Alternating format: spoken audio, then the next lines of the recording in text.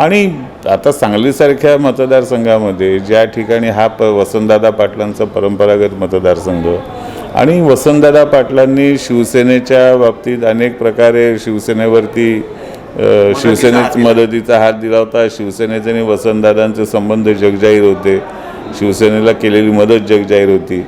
यापैकी कशाचीही जाणीव न ठेवता उद्धव ठाकरेंनी ही जागा त्यांच्याकडून हिसकावून घेतली, बळकावून घेतली आणि काँग्रेसला त्याच्यामध्ये नाक घासत मान्य करावं लागलं. ह्याच्यामध्येच या महाविकास आघाडीची नेमकी काय परिस्थिती आहे ती आपल्याला समजते.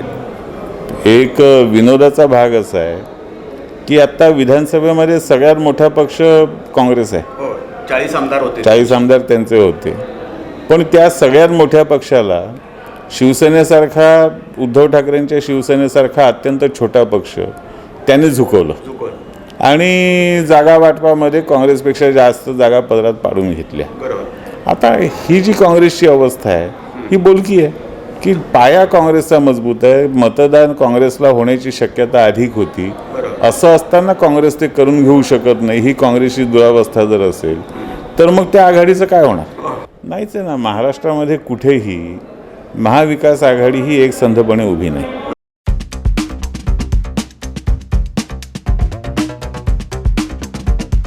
आपण पाहत आहात युवाग्राम 24 न्यूज. सडेतोड बातम्या म्हणजे फक्त युवाग्राम न्यूज नेटवर्क.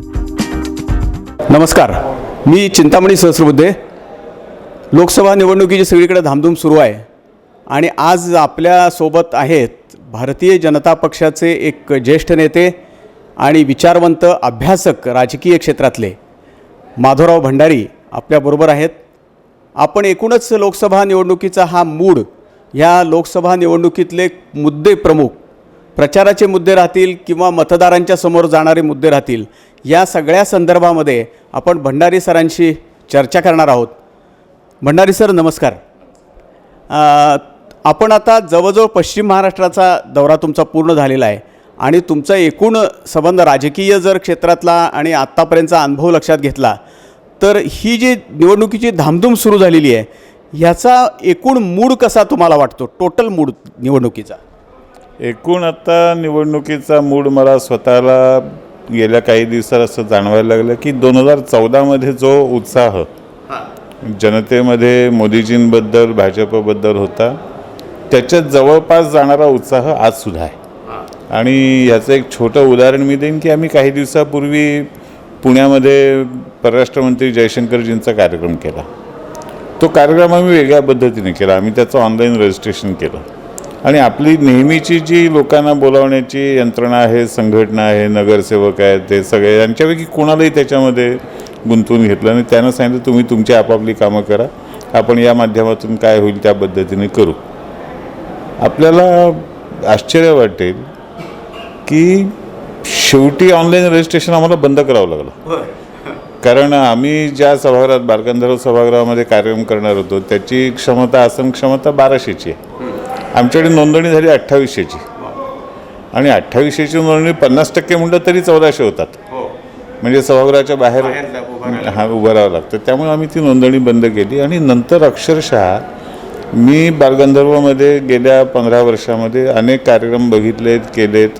पण बालगंधर्वचा सभागृह, त्याची बाल्कनी एवढंच नाही तर बालगंधर्वच्या बाहेर परिसरात, म्हणजे बालगंधर्वच्या परिसरामध्ये जेवढ्या मोकळ्या जागा आहेत त्या 4-5 ठिकाणी आम्ही स्क्रीन लावले तरीसुद्धा उभं राहायला जागा नव्हती.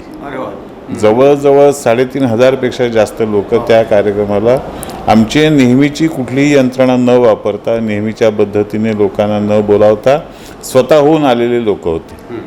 आणि हा आमचा नेहमीचा वर्ग नव्हता, हा वेगळा वर्ग होता. तर ही जी जनतेमध्ये एक उत्साह आहे, जनतेमध्ये हा जो प्रतिसाद आहे तो खूप बोलका आहे. एकूण निवडणुकीचा जर आपण संपूर्ण मूड बघितला आणि स्वतः पंतप्रधान मोदी साहेब आणि त्यांचे सर्व सहकारी, महाराष्ट्रातले सुद्धा, राज्यातले सत्ताधीश सगळे विकसित भारत ह्या प्रमुख मुद्द्यावरती ते हे करतायत. तर आता तुम्हाला असं काय जाणवलं की कुठले मुद्दे ह्या निवडणुकीत प्रमुख राहतील मतदारांच्या समोर, मतदान करताना त्यांच्या डोळ्यासमोर? एक तर असं आहे की मोदीजींनी स्वातंत्र्याचं 75 वर्ष अमृत महोत्सव पूर्ण करत असताना देशासमोर एक उद्दिष्ट ठेवलं, संकल्प ठेवला की आपण 2047 100 वर्ष पूर्ण करताना जगातली महासत्ता म्हणून उभे राहू, आर्थिक महासत्ता आणि सर्व अर्थाने महासत्ता म्हणून उभे राहू. आणि मग त्याच्यासाठी विकसित भारताच्या वेगवेगळ्या संकल्पना, त्यातले वेगवेगळे मुद्दे हे त्यांनी आपल्यासमोर मांडले की पुढच्या 25 वर्षामध्ये आपल्याला विकसित भारत म्हणजे काय करायचं आहे ह्याची मांडणी त्यांनी केली. आणि मला असं दिसतंय, स्वतःला जाणवतं की जनतेला ही मांडणी, ही संकल्पना ही जनतेने स्वीकारली, जनतेला ते पटलं आहे. आणि जनतेला स्वतःला असं वाटतंय की येत्या 15, 20, 25 वर्षामध्ये एक विकसित देश, एक महासत्ता असलेला देश, आर्थिक ताकद असलेला देश आणि सामर्थ्यवान देश म्हणून भारत उभा राहायला पाहिजे आणि त्याच्यामध्ये आपला सहभाग असला पाहिजे. हे जनतेला आज जाणवतं. जनतेच्या आशा आकांक्षा त्याच्यामधून प्रतिबिंबित होतात. म्हणजे असं दिसतंय की आपल्याला ही शेवटी लोकसभेची निवडणूक आहे. म्हणजे केंद्रात सत्ताधीश कोण होणार, पंतप्रधान नरेंद्र मोदींच्या नेतृत्वाखाली 10 वर्ष BJP प्रणित NDAचं सरकार होतं आणि पुढची 5 वर्ष कोण सत्तेवरती राहणार. एवढंच नव्हे तर तुम्ही आत्ता म्हणला तसं की मोदींनी अनेक टप्पे केलेत. म्हणजे 27चा पर्यंत टप्पा केला, 29चा टप्पा केला आहे. म्हणजे जे लोकांची साधारण जी समजूत आहे, स्थानिक प्रश्न हे असणारच आहेत. स्थानिक उमेदवार, तिथले कार्यकर्ते हे असणार, शेवटी निवडणूक तेच लढवत आहेत. तरी पण प्रमुख मुद्दे हे केंद्रस्थानी असलेलं सरकार कोणचं पाहिजे याबद्दलचेच असणार असंच आपल्याला वाटतं ना. नक्की. कारण लोक, म्हणजे मी आपल्याला एक सांगतो, मी 1975 पासून राजकीय क्षेत्रामध्ये वावरतो आणि या सगळ्या काळामध्ये प्रदीर्घ काळ पराभव बघितला, विजयाचे काही क्षण बघितले. या सगळ्यामधून मला स्वतःला मिळालेली शिकवण जर काही असेल, मी स्वतः घेतलेला धडा जर काही असेल, तर भारतीय जनता, भारतीय मतदार, सर्वसामान्य भारतीय माणूस हा कमालीचा सुज्ञ आहे. तो स्वतः विचार करतो, स्वतः विचार करून तो मतदान करतो आणि त्याला पाहिजे त्या पद्धतीचा निकाल तो लोकसभेमध्ये, विधानसभेमध्ये आपापल्या परीने देत असतो. तो कधी आमच्या बाजूने असेल, कधी आमच्या विरोधात असेल, कधी त्यांच्या बाजूने असेल, कधी त्यांच्या विरोधात असेल. आमच्या बाजूने आला म्हणजे मतदार शहाणा आणि आमच्या बाजूने विरोधात गेला की मतदार मूर्ख, असं मी काय मानत नाही. कारण मतदार सुज्ञ, मतदार स्वतःच्या प्रेरणेने, स्वतःच्या बुद्धीने निर्णय घेऊन करत असतो आणि त्याचे परिणाम आपल्याला दिसत असतात. हा माझा आतापर्यंतचा अनुभव आहे. आणि त्याच अनुभवाच्या आधाराने मला स्वतःला असं वाटतं की मतदार आजही त्याने निर्णय घेतलेला लोकसभेत आपल्याला काय करायचं आहे आणि मग त्याच्यामध्ये मोदीजींना मतदान करायचं आहे, मोदीजींच्या नेतृत्वाखाली भारतीय जनता पार्टीचं स्थिर आणि भक्कम सरकार आणायचं आहे, ही भावना असू शकते. ती भावना प्रबळ आहे आणि त्या भावनेच्या आधाराने स्थानिक मुद्द्यांकडे कसं बघायचं याचं मूल्यमापन स्थानिक मतदार करत असतो. बरोबर आहे. आणि दुसरा एक विशेषतः महाराष्ट्राच्या बाबतीत असं बोललं जातं की बाहेरची परिस्थिती वेगळी आहे, महाराष्ट्रातली परिस्थिती वेगळी आहे. इथं उद्धव ठाकरेंचा पक्ष फुटला आहे किंवा शरद पवार साहेबांचा पक्ष फुटला आहे, त्यामुळं एक वेगळी सहानुभूती आहे त्यांना आणि इथलं त्यामुळं गणित सगळं वेगळं आहे. असं तुम्ही आता प्रत्यक्ष हिंडलेलं आहे, सगळीकडे लोकांशी, अनेकांशी बोललं आहे. असं काही जाणवतं का इथं काही वेगळी परिस्थिती आहे महाराष्ट्रातली की बाहेरच्या राज्यांपेक्षा? काय जाणवतं ह्याच्यापेक्षा सुद्धा प्रत्यक्ष जमिनीवर काय घडलं हे आपण बघू. एकतर उद्धव ठाकरेंची शिवसेना आणि उद्धव ठाकरेंनी केलेलं राजकारण हेच विश्वासघाताचं राजकारण होतं हे महाराष्ट्रातल्या जनतेला माहिती आहे. महाराष्ट्रातल्या जनतेला ते आवडलेलं नाही. त्यामुळे शिंदेसाहेबांनी उद्धव ठाकरेंपासून वेगळा रस्ता करून जेव्हा विश्वासाचं राजकारण सुरू केलं, जनतेने ते स्वीकारलं. आणि हे मी केवळ माझ्या बाजूने सांगत नाही, तर नुकतंच एक 2-3 महिन्यांपूर्वी महाराष्ट्रामध्ये ग्रामपंचायतींच्या निवडणुका झाल्या. या ग्रामपंचायतीच्या या निवडणुकांमध्ये उद्धव ठाकरेंच्या शिवसेनेला, शरद पवारांच्या राष्ट्रवादी काँग्रेसला सगळ्यात कमी जागा मिळाल्या. जनतेने त्यांना नाकारलं. सहानुभूती असती तर वेगळं चित्र दिसलं असतं, पण ग्रामीण पातळीवर सुद्धा उमटलं असतं. ग्रामीण पातळीवरही उमटलं असतं, पण ते उमटलं नाही.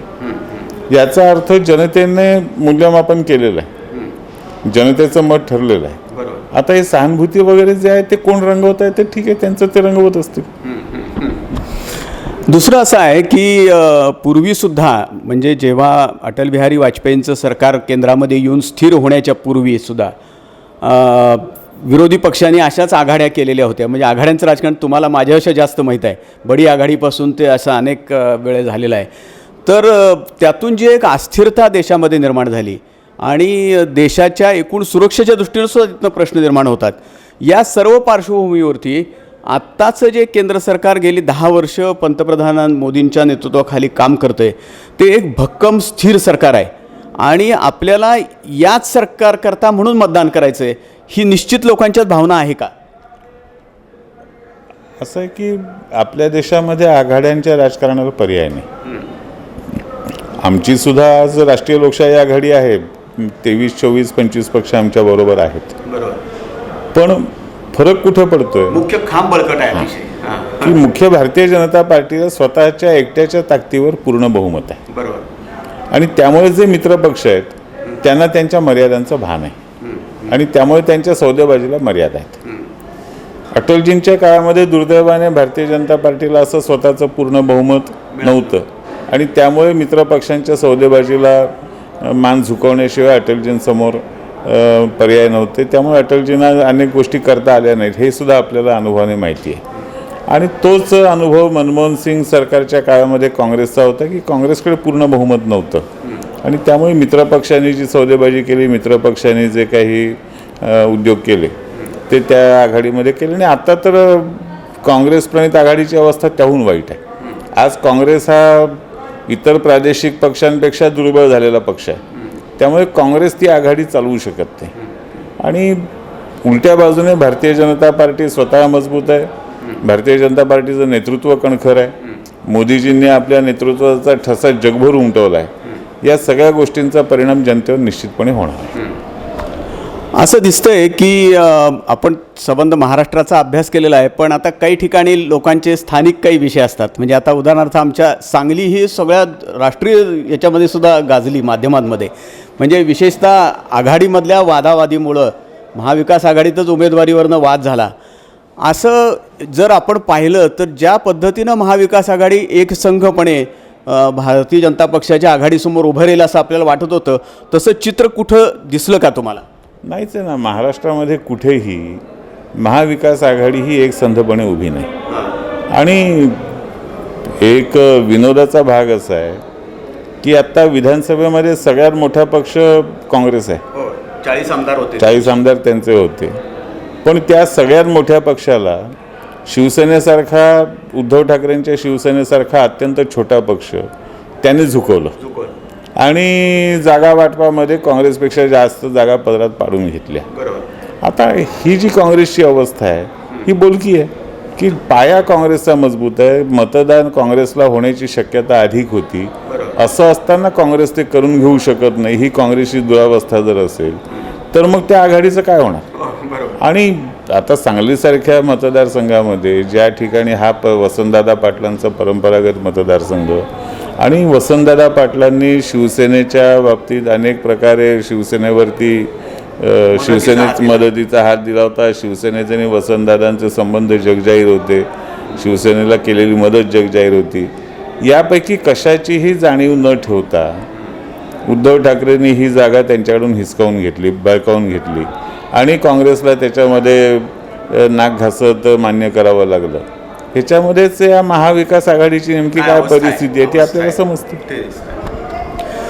नमस्कार. आपण भारतीय जनता पक्षाचे ज्येष्ठ नेते, एक विचारवंत, राजकीय क्षेत्राचे ज्येष्ठ अभ्यासक माधवराव भंडारी यांच्याशी चर्चा करत होतो. त्यांनी आपल्याला एकूणच संबंध ह्या लोकसभा निवडणुकीचं मुख्य उद्दिष्ट काय आहे, मतदारांसमोरचे प्रश्न नेमके काय आहेत, केंद्रातले स्थिर सरकार आहे, या सगळं स्थिर सरकारसाठी मतदारांना मतदान करायचं आहे, हे सर्व अभ्यासांती आपल्यासमोर मांडलेलं आहे. आणि आज आपल्याबरोबर इथं भंडारी सर आले आणि आपल्याशी त्यांनी या विषयावर चर्चा केली.